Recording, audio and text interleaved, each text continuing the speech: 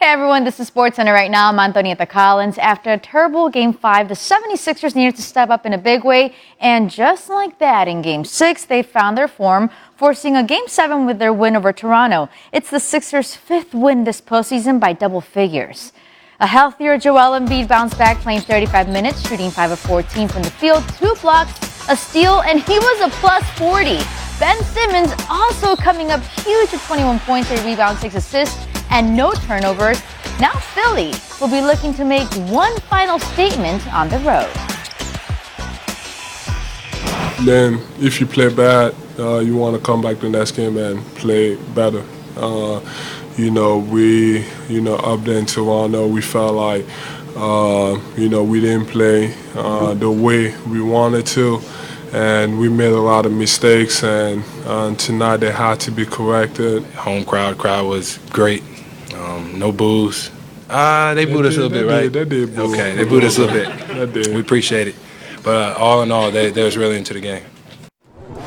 All right, the Sixers now turn to their 10th road Game 7 in franchise history. If the past is any indication of the future, it's advantage Toronto. The Sixers have won just one Game 7 away from home in 9 tries all time. As for recent history, Philly has been outscored by a whopping 44 points on the road this series. Now let's get you back to First Take. Thank you, guys. Embiid has scored less than 20 in 5 of 6 games. It's been a bit of Jekyll and Hyde with this Philly squad. Ryan Russillo, back with us. Good to see you. Yeah, thanks for having me back. I'm going to start with Max here. Yes. Max, which series do you expect to see in Game 7? Which team, do you expect to see in Game 7 in this series? I think the Sixers are capable of doing that on the road. They have a veteran leader in Jimmy Butler. That's right, a leader. He's actually, the stuff that wasn't working in Minnesota is working in Philadelphia right now. He's completely kind of rehabilitated his reputation. And when, my philosophy with these things is you need a 5-star player on your team to win a championship. And he needs an MVP level guy. And he needs at least one other 4-star guy. That's an all-star. 3-star being, average starter. 2 is a bench guy, and 1 is a replacement level player. You got 5 in Embiid when healthy, but he can't do that every time. Butler's a 4. Simmons can be a 4. Tobias Harris like a 3.5, let's say, something like that. They got a lot of upper-end talent, and that means they should be able to perform even on the road. The issue for me isn't that. The issue for me is Toronto's not going to brick every shot again, you don't think. They got guys who can shoot. They have Kawhi who gets them open looks because he demands, double teams and traps and stuff. Kevin Arnovitz had an excellent little piece about that on ESPN.com this morning.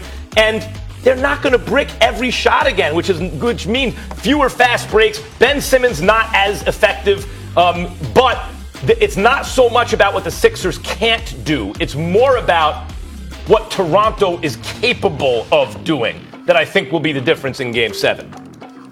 Go ahead, Ryan.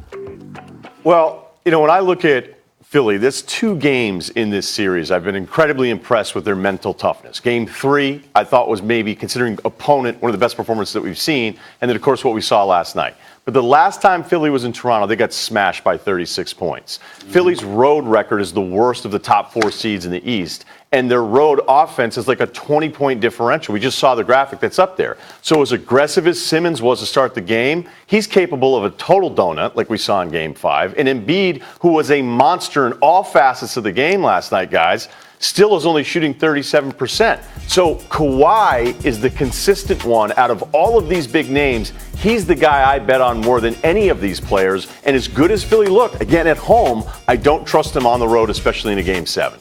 I don't trust them on the road at all as well, Ryan and Max. And Ryan, you'll laugh at me like Max and Molly are going to laugh at me. Everybody knows where my interest lies. I don't have global entry, okay? I need Philadelphia to win this game. Because if not, I'm going to be... Stephen A. Molly, that's a real thing. Yes, look, man, I got to cover the Eastern Conference. Hey, Ryan, I got to cover the Eastern Conference Finals, man. I'm going to be stuck in those long lines if Toronto wins this game. So I'm praying that the Philadelphia 76ers win this game. But on a serious note, I will tell y'all this. It's an interesting dynamic. I expect the Sixers from Game 6 to show up.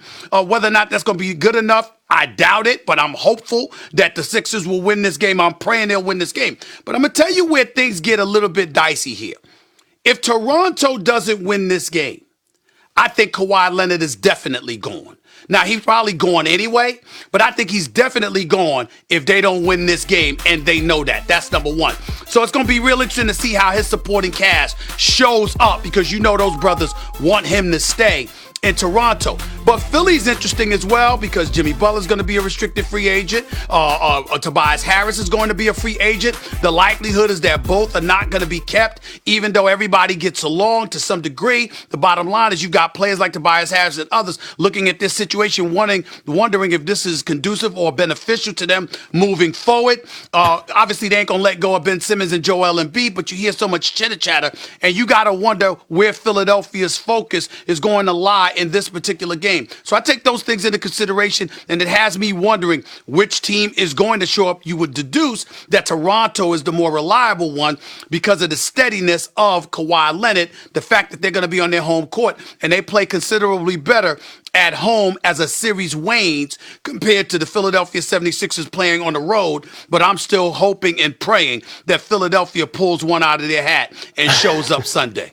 Yeah, I like the admitted bias every now and then. I think we all have to do that. Now, we all know that this sport has become probably more interesting in July than it has in the regular season, and no more so than this upcoming summer. You just said something, though, that I always kind of check myself on. Like, we keep doing this deal where it's, well, what if Kawhi gets to the Eastern Conference Finals? What if he gets to the Finals? Doesn't that prove that Toronto's a stable franchise? The answer would be yes, it proves that they're stable or more stable than he thought. But I really think most of these dudes have already made up their mind. And I don't think they care if they get to the second round or get to an NBA Finals. I think they're making moves, whether it's businesses or talking to people already or real estate moves, where I think we really overrate how much the actual team success impacts their, now I don't want to call it selfish decisions, but individual decisions. Here's the only reason I think you're wrong. The only reason I think you're wrong is because you know by talking to people in the league that you're right in terms of what you're saying about their minds being made up. But what I was doing was echoing what folks say at this particular moment in time. If this happens, if this happens, if that happens, this is what it means. So in other words, I'm echoing the sentiments of those guys when I firmly believe he's going to L.A. I think, and you firmly believe. In other words, we all firmly believe their mind is made up. But we have an obligation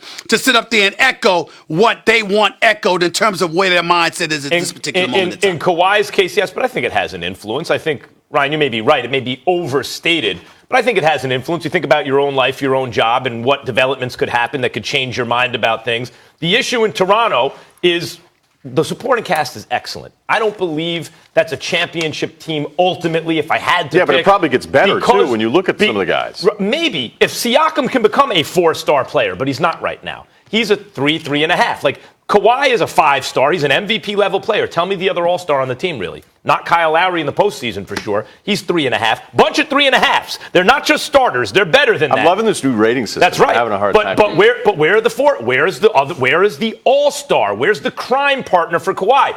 He doesn't have one, really. And when Siakam is that crime partner, you're like, ooh, how are you going to beat the Raptors? But he's not that every time, which is why Siakam is something less than an all-star. Ryan, a 4-star player. I will say this to you, Max Kellerman. I'm definitive about certain things. I will not be subjected to cold, blizzard-type temperatures anymore in my career from this point forward. All right. That's definitive. I think the Raptors are going to win by double digits. They got one-star weather up there. Yeah, I do. Wait a minute. The hottest of all of them was I'm talking about the take. You just blew us away with that one. By double digits, but Vegas has them favored by 6.5. We'll see. All right, Ryan, thanks for hanging. Thank you. Lakers fans aren't happy with the state of the team, and you won't believe what they are doing about it. The guys will react later in the show. And coming up after the break, you don't want to miss what Marcus Smart had to say when asked about Kyrie Irving's leadership.